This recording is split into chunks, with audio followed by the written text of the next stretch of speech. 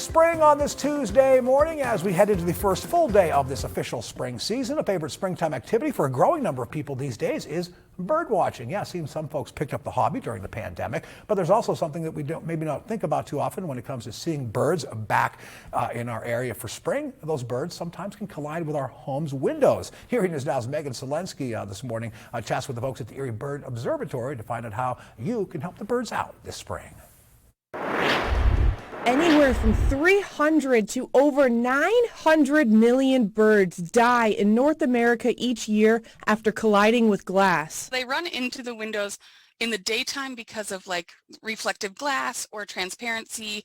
Either they don't see the window or they see the beautiful plants we have inside our windows and want to go to them. Emily Smith of BirdSafe Erie tells us that glass reflects the trees and sky, making it an inviting place for birds to fly into. There's also a lot of problem at night because of interior and exterior lights. They disorient the birds, and that will cause them to run directly into the glass. Many cities report high bird mortality rate from colliding with glass during the spring and fall season. Here at home, BirdSafe Erie is conducting research to determine the extent of the bird mortality during migration season. The birds kind of take a reprieve from traveling thousands of miles from South and Central America going to Canada for the summer.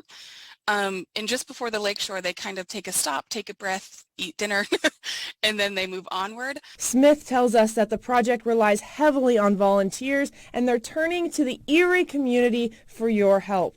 Right now, we're seeking volunteers that can dedicate at least one day per week. We're estimating less than 1 hour in the morning for 8 weeks. What is a typical shift for a volunteer going to look like? For people that want to volunteer, what are they going to be expected to do? A typical shift would be meeting at approximately 7 in the morning.